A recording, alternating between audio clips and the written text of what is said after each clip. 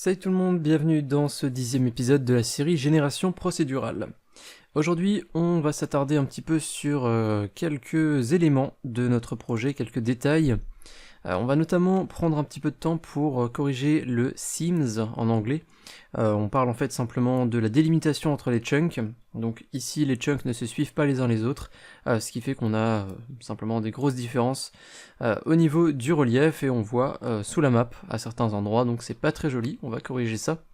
Mais juste avant de prendre du temps pour parler de tout ça, parlons des choses fâcheuses qui ont été ajoutées au dernier épisode. Si vous déplacez votre viewer un petit peu rapidement, vous pouvez voir qu'il y a certains chunks qui sont en quelque sorte oubliés par le map generator et donc qui sont simplement loin du viewer mais qui restent activés.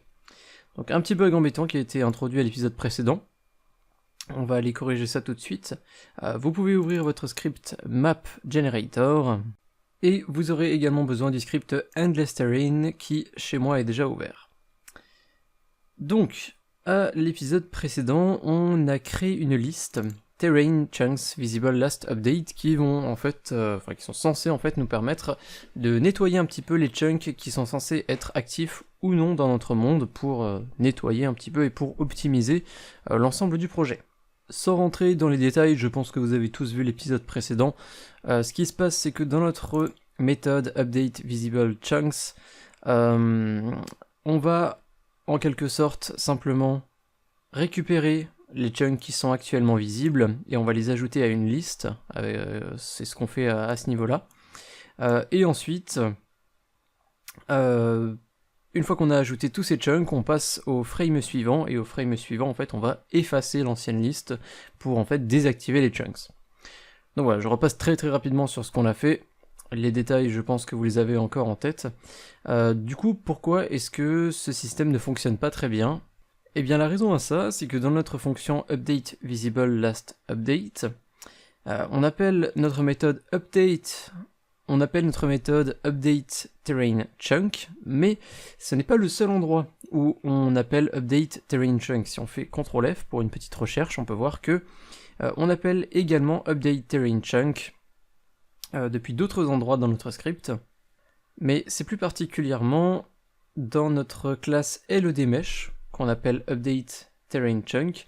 On le fait en fait via le callback qu'on a ici. Donc ce qui se passe, c'est que dès lors qu'on a reçu les informations de notre mesh, on va appeler notre méthode pour mettre à jour les chunks. Donc ce qui se passe, vu qu'on passe par un callback, c'est vraiment appelé immédiatement dès qu'on a reçu les informations du mesh. Du coup, on n'a pas en fait de petit délai qui permet d'avoir le temps en fait de récupérer les informations justes.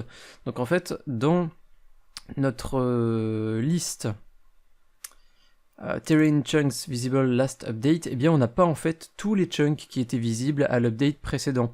Et c'est pour ça qu'à ce niveau-là, on a un petit problème et on n'a pas toutes les informations qui sont bien récupérées au moment où on ajoute les éléments à cette liste.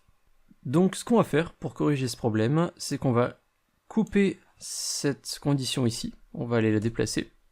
On va monter en haut de notre script, on va trouver notre liste Terrain Chunks Visible Last Update, on va passer ça en statique, ce qui va simplement nous permettre d'accéder à cette liste depuis notre classe Terrain Chunk, et simplement dans Update Terrain Chunk, dans cette méthode ici, tout à la fin, alors juste avant le setVisible, on va ajouter une ligne, alors on va enlever le if, on va juste ajouter la ligne qu'il contenait, et donc ça va être terrain chunks visible last update.add, et plutôt que d'envoyer cette information qui était formatée en fait pour être envoyée depuis l'ancien emplacement, on va juste préciser this.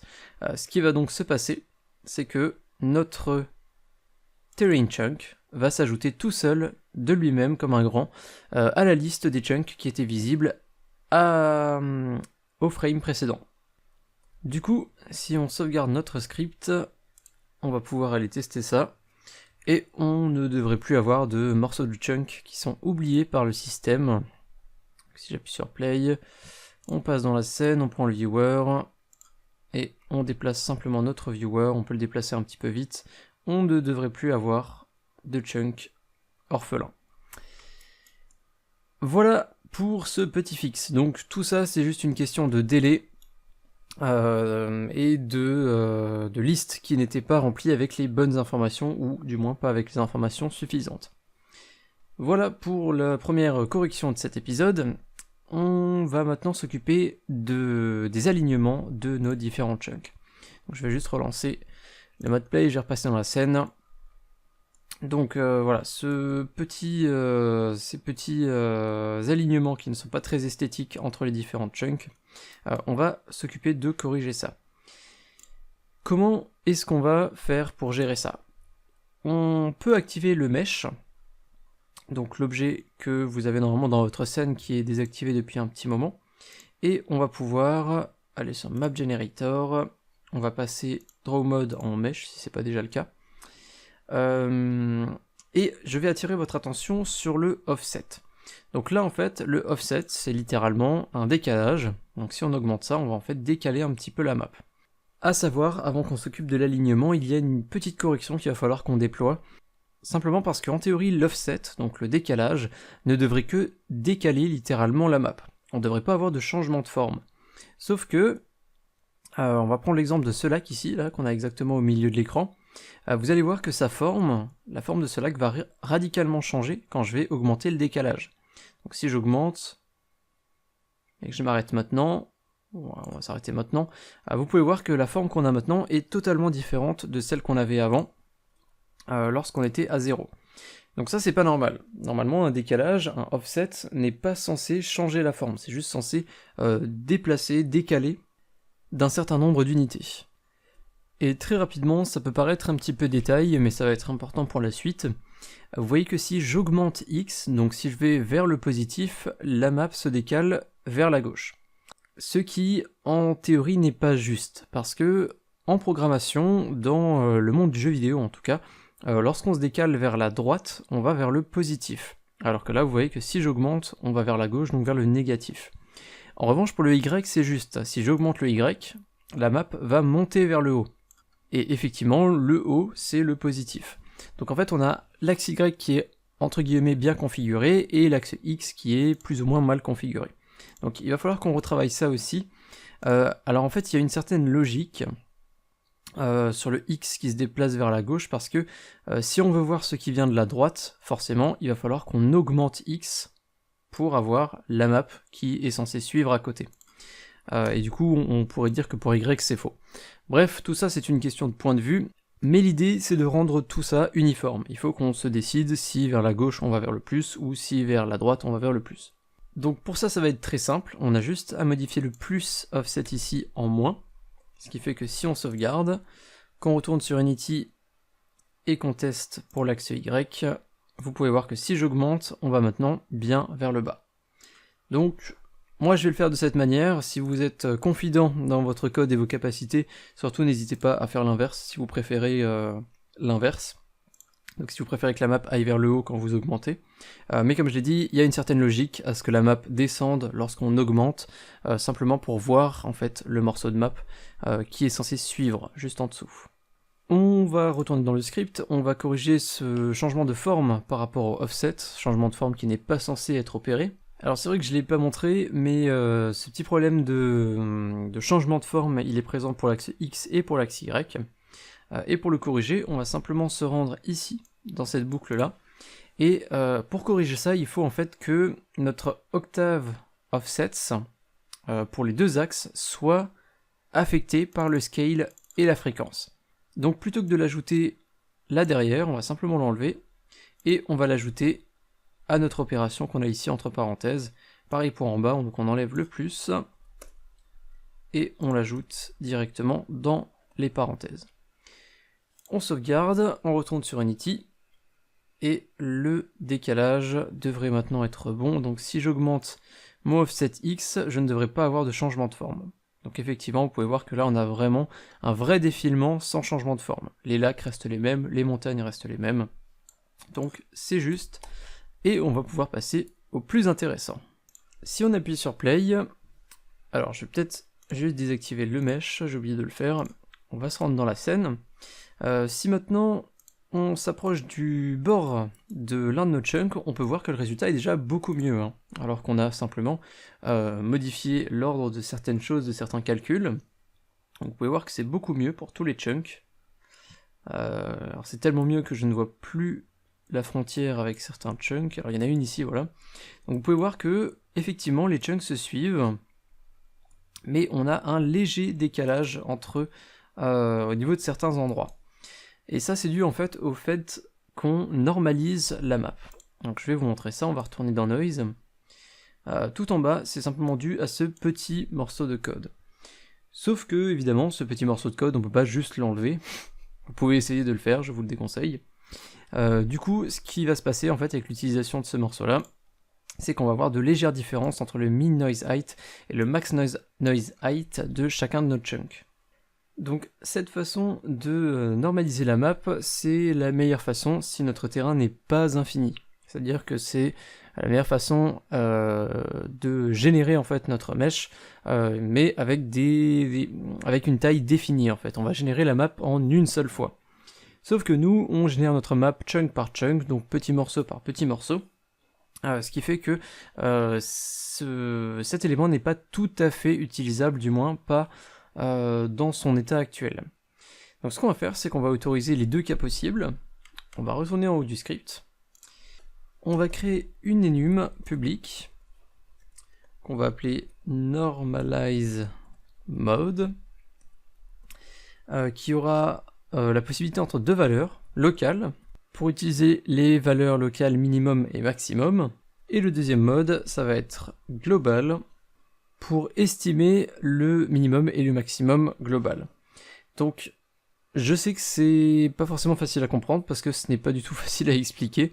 On va avancer un petit peu dans la vidéo et vous allez voir que ça va devenir beaucoup plus simple et tout sera beaucoup plus clair une fois qu'on aura bien corrigé ce petit problème de décalage. Maintenant qu'on a créé notre enum, on va éditer notre fonction GenerateNoiseMap. On va ajouter un argument supplémentaire de type normalizeMode qu'on va appeler normalizeMode. Et ensuite, on va faire notre vérification. On va dire que si le normalizeMode est égal à normalizeMode.local, alors on va continuer d'utiliser ce qu'on a fait jusqu'à maintenant, donc cette ligne ici, et dans le cas contraire, il va falloir qu'on utilise une autre façon de faire pour que nos chunks soient tous bien alignés. Donc pour mettre en place ce système, il va falloir qu'on connaisse les valeurs minimales et maximales possibles de notre noise map, ou du moins les valeurs estimées. C'est donc de ça que je parlais avant quand je disais valeurs minimales et valeurs maximales. On parle des valeurs de la noise map. On va simplement avoir besoin de ces valeurs pour pouvoir, on va dire, préparer un petit peu les différents chunks pour être alignés les uns avec les autres. Concernant justement notre noise height maximal et minimal. Ici, on a un certain nombre de calculs sur notre noise map, sur notre noise height plus précisément. Elle est d'ailleurs justement intégrée à notre array noise map ici après ces différents calculs. Donc la noise height de base, elle est ici, donc on commence à 0, on lui ajoute la per line value multipliée par l'amplitude, et au fil des octaves, eh bien cette valeur, cette variable va en fait changer, elle va un petit peu varier selon l'octave sur laquelle on se trouve. Donc en fait, le scénario où on a la noise height maximale, c'est quand on a per line value qui est égale à 1. Pour rappel, c'est une valeur entre 0 et 1. Donc ça sera forcément la valeur maximale. Donc on va revenir en haut, on va créer une nouvelle float, ici, qu'on va appeler max possible height, la hauteur possible maximale. On va l'initialiser à 0. Et ici, pour chaque octave qu'on a, on va effectuer certains calculs, certaines récupérations de données, et on va dire que notre max possible height, on va lui ajouter l'amplitude actuelle. Alors l'amplitude n'existe pas à ce niveau-là du script, donc plutôt que de l'initialiser à ce niveau-là, on va simplement décaler ça, donc on va copier ça, et on va le coller en dessous de notre max possible height, et à ce niveau-là, on ne va pas effacer ces lignes, mais on va simplement les réattribuer, elles sont déjà déclarées, par contre on a besoin de reset ces éléments à ce niveau-là. Donc maintenant, amplitude existe et est bien additionné à max possible height. Et vu qu'on utilise l'amplitude ici au niveau de l'itération sur les octaves, on va également ajouter autre chose, qui est simplement cette ligne ici, où amplitude multiplié égale par persistance. Du coup, à la fin de cette itération, on aura le max possible height qui sera bien attribué. Donc on peut aller tout en bas, là où on a ajouté notre else. On peut ajouter une float. Normalized height. On va mettre égal à noise map. Et plus précisément aux éléments actuels de la noise map. Vous vous souvenez aussi, juste au-dessus, que notre perline value, on la multiplie par 2 et on soustrait 1. Du coup, nous, ce qu'on va devoir faire, c'est inverser l'opération qu'on fait ici. Donc on va ajouter 1 et diviser ensuite par 2. À ce niveau-là, donc noise map plus 1. Tout ça, on va le mettre entre parenthèses et on va le diviser par 2. Et également, une fois qu'on a en fait divisé, une fois qu'on a fait cette opération, il va aussi falloir qu'on divise par le max possible height. Il faut aussi que cet élément entre dans notre équation ici. Donc pour simplifier les choses, on peut juste multiplier 2 par le max possible height, ce qui nous donnera la bonne valeur normalisée de la map. Étant donné qu'on a ajouté une nouvelle expression liée à notre noise height, on va juste en profiter pour renommer tous les min noise height et les max noise height qu'on a dans notre script. Alors on n'en a pas beaucoup, mais juste pour être sûr de ne pas se tromper, je vais renommer min noise height en min local noise height. Et une fois que c'est fait pour min noise height, je vais le faire pour max noise height. Donc max local noise height. Et du coup, maintenant qu'on a notre hauteur normalisée, il va simplement falloir qu'on l'ajoute à notre noise map. Donc on va dire noise map xy égale normalized height. Donc en gros, alors normalized, j'ai oublié le D. Voilà. Alors du coup, ce qu'on fait, c'est qu'on a simplement ajouté un nouveau mode de génération de notre map, en quelque sorte, où les valeurs sont normalisées directement et envoyées ensuite dans la noise map pour simplement réduire en fait l'écart qu'on a entre les chunks. Alors c'est peut-être encore un petit peu tôt pour vraiment bien comprendre le système qu'on vient de mettre en place. Si jamais vous êtes un peu perdu, ne vous inquiétez pas, ça va devenir beaucoup plus clair d'ici quelques minutes. On va déjà pouvoir sauvegarder tout ça. On va retourner sur Unity, on va se laisser guider par la console qui va nous renvoyer une petite erreur au niveau du script map generator. On fait un appel à noise.generateNoiseMap, mais comme vous le savez, on a ajouté un nouvel argument à cette méthode qui est le type de normalisation. Oui, ça doit être ça, la traduction littérale. Type de normalisation. Donc on va aller tout en haut du script. On va en fait ajouter une référence à notre enum. Donc on va faire une publique. On va faire référence à noise.normalize mode qu'on va appeler normalize mode. On va pouvoir copier normalize mode et on va simplement l'ajouter à notre call ici à la suite de nos autres arguments. Ok, on devrait être bon, l'erreur devrait disparaître, on va aller tester ça. Donc ce qu'on va pouvoir faire, c'est activer Mesh si ce n'est pas déjà le cas. On va pouvoir aller sur Map Generator, vérifier que vous êtes bien en local. Vous pouvez cliquer sur Generate. Et donc là, vous n'allez pas voir de différence particulière. Ce que vous avez là, c'est exactement ce qu'on faisait. Enfin, c'est exactement le même résultat, je vais y arriver, que ce qu'on avait avant. Donc ça fonctionne très bien pour un seul chunk. La map est plutôt jolie, on n'a pas de problème particulier. Maintenant, on va passer en global. Et là, vous pouvez voir que la map a drastiquement changé au niveau des différentes hauteurs, au niveau des paysages. En fait, c'est simplement notre range de value, notre échelle de valeur qui a été grandement diminuée en fait. Donc on a perdu nos montagnes, nos neiges, nos neiges éternelles qu'on avait tout en haut des montagnes, etc. On se retrouve avec une sorte de petit archipel. Donc à quoi est-ce que ce paysage est dû? Si on retourne dans Noise, on peut voir tout en bas qu'on a pris en compte uniquement la valeur possible maximale, la potentielle valeur maximale. Sauf qu'en réalité, notre noise map ne va que très peu s'approcher de cette valeur. Elle va en fait même pas s'en approcher parce qu'elle va être très très loin, ce qui fait que nous, forcément, on va se retrouver avec des petits paysages vu que on n'arrive pas à atteindre la valeur maximale, et la valeur maximale, ce sont en fait le haut des montagnes, la neige, etc. Alors là, je vous parle de montagnes, de neige, etc., mais je pars du principe que vous avez à peu près le même paysage que moi, donc vous avez ajouté à peu près la même mesh height curve, vous avez plus ou moins les mêmes données que moi dans le map generator, et moi j'ai évidemment un certain nombre de régions, vous en avez peut-être plus, peut-être moins, mais l'idée est exactement la même, c'est qu'en fait on n'arrive pas à atteindre les plus hautes régions de la map. Donc c'est à ce moment-là où on arrive plus dans la partie un peu aléatoire de notre système de normalisation globale.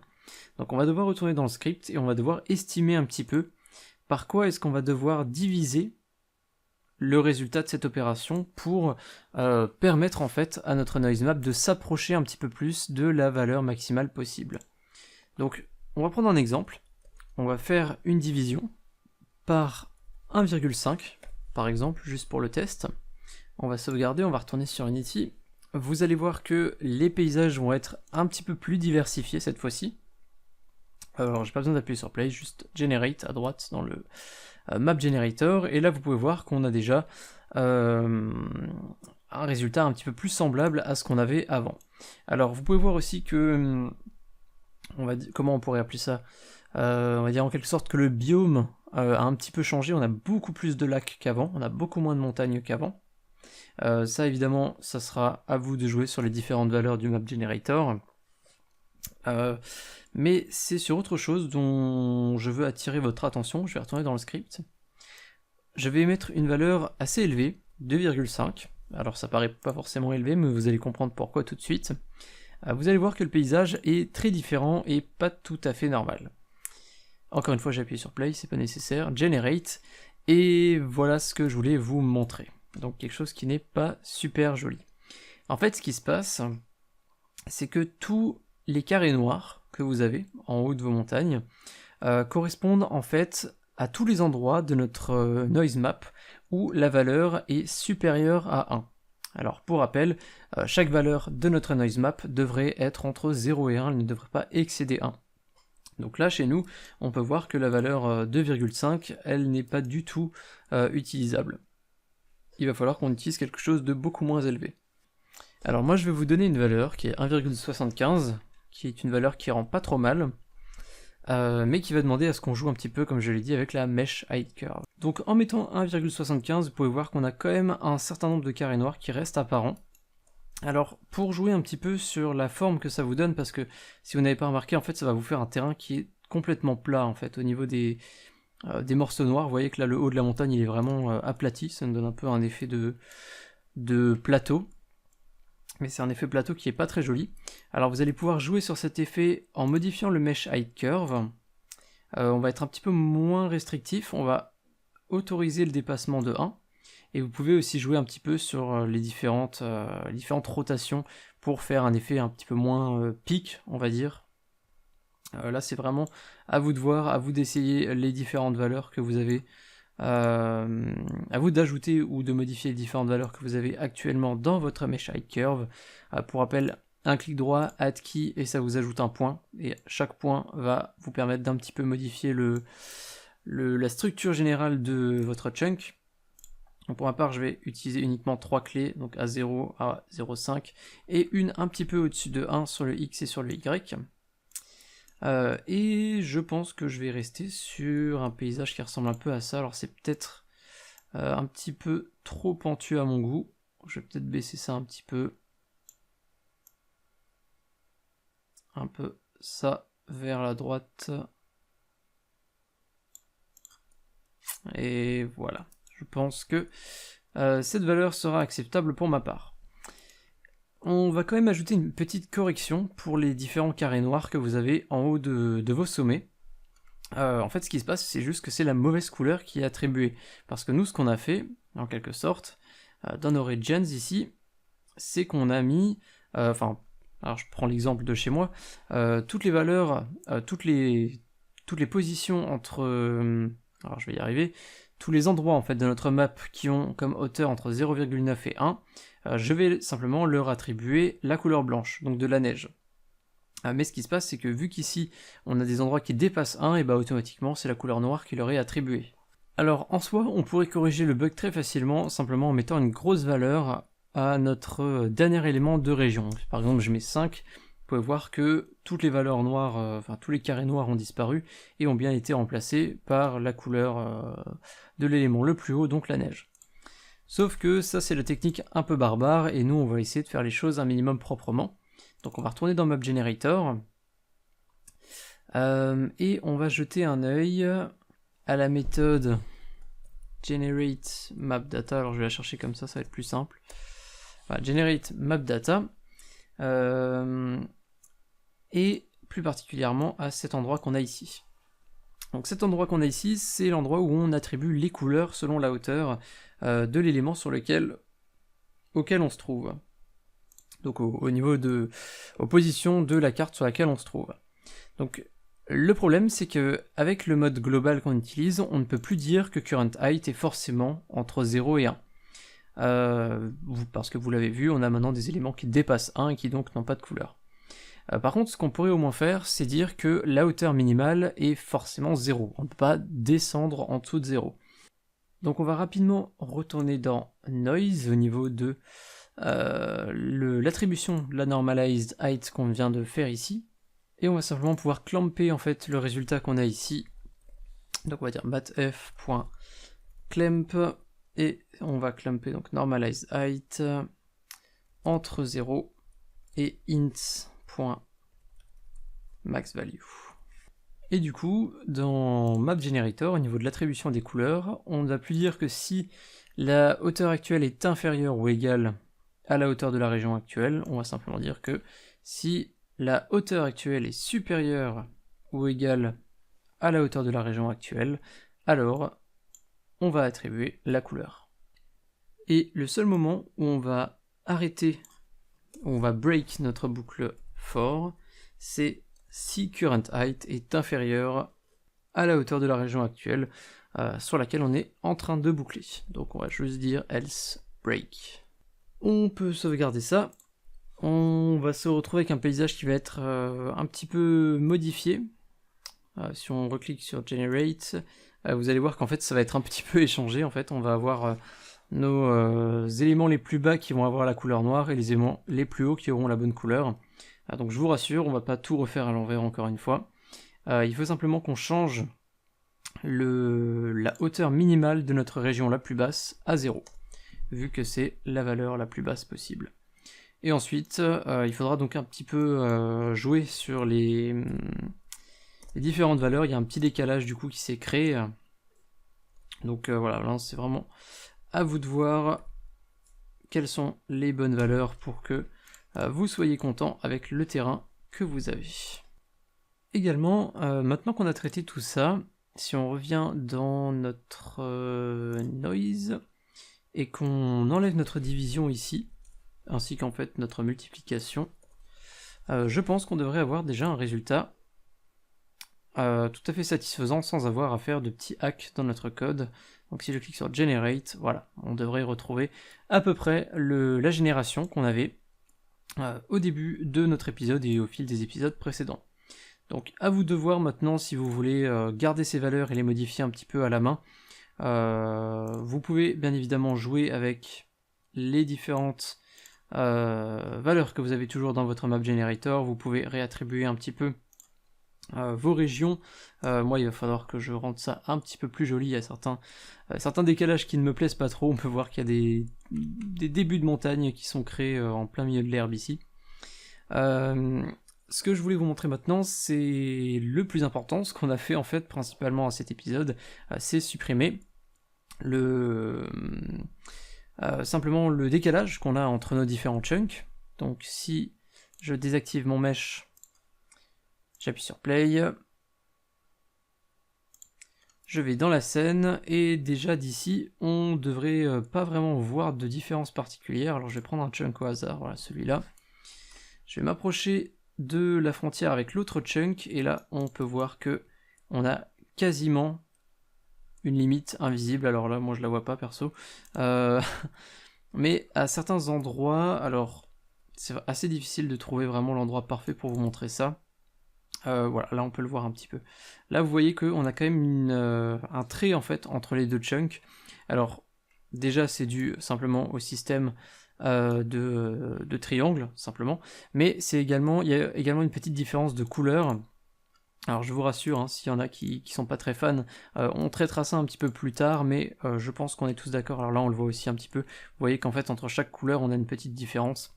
Donc ça c'est quelque chose qu'on traitera plus tard, mais je pense que on est tous d'accord pour dire que c'est quand même beaucoup plus joli maintenant. On n'a plus la transition assez violente qu'on avait entre certains chunks. À savoir qu'au niveau du LOD, on n'a pas d'alignement parfait. Donc là, ici on a un LOD max et ici on a un LOD un petit peu plus faible. Là vous pouvez voir qu'on a un décalage entre les deux. Alors je vais y arriver, voilà.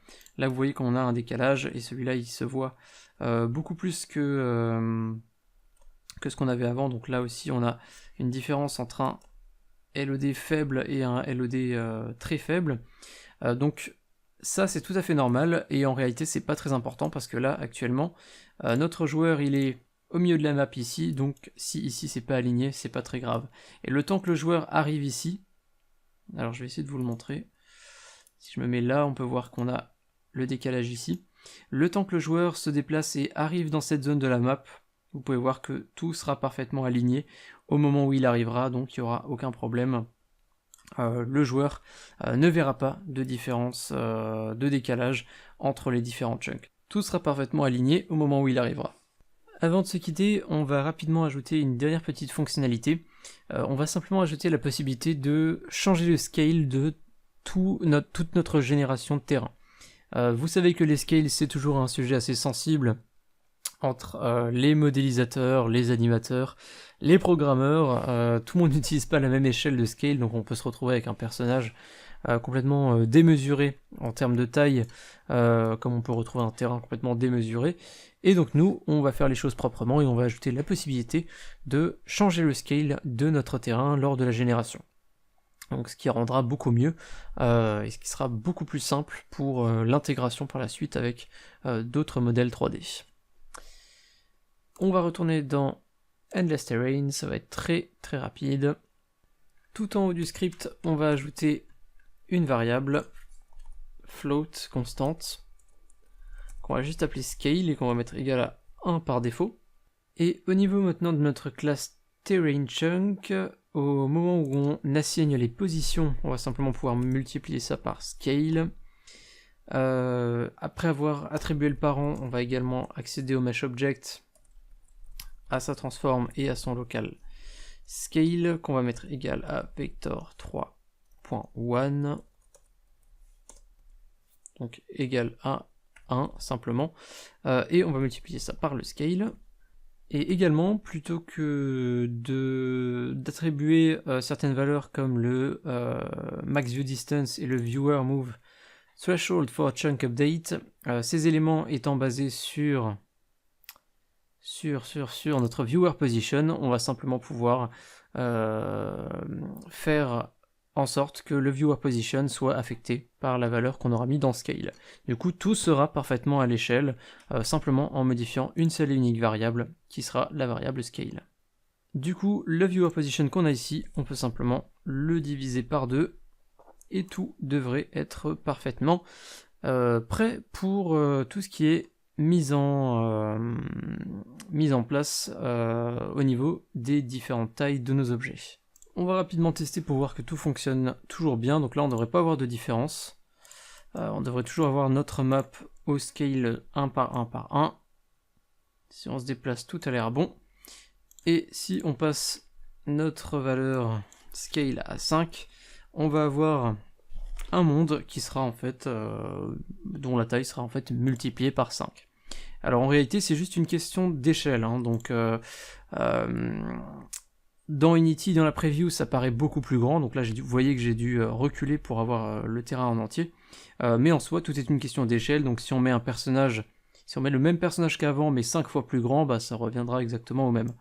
Et donc là, alors on a un petit lag de temps en temps, mais ça fonctionne parfaitement bien, on n'a aucun problème, tout fonctionne bien avec un scale un petit peu plus grand. C'est parfait, et ça marque la fin de cette vidéo.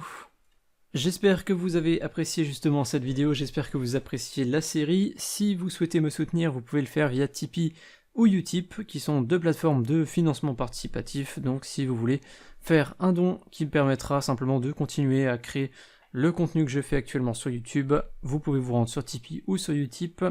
À savoir que sur cette deuxième plateforme Utip, vous pouvez me soutenir gratuitement, simplement en prenant quelques secondes pour regarder volontairement une publicité, ce qui générera quelques centimes qui me reviendront simplement en tant que créateur. Donc une excellente alternative à Tipeee si vous ne souhaitez pas mettre la main au portefeuille. Également, comme d'habitude, je le dis à chaque fois, un gros remerciement à Sébastien Lag, qui a réalisé la série de base Génération procédurale en anglais sur sa chaîne. Il a accepté avec plaisir que je reprenne sa série et que je la traduise pour la proposer sur cette chaîne en français, donc un grand merci à lui, et un grand remerciement également à tous les tipeurs du mois dernier, Mathieu Dupont, Vincent, Spyprog, L31, Qorac, Mega et Cam84. Je vous dis à très bientôt pour une prochaine vidéo sur la chaîne. Salut!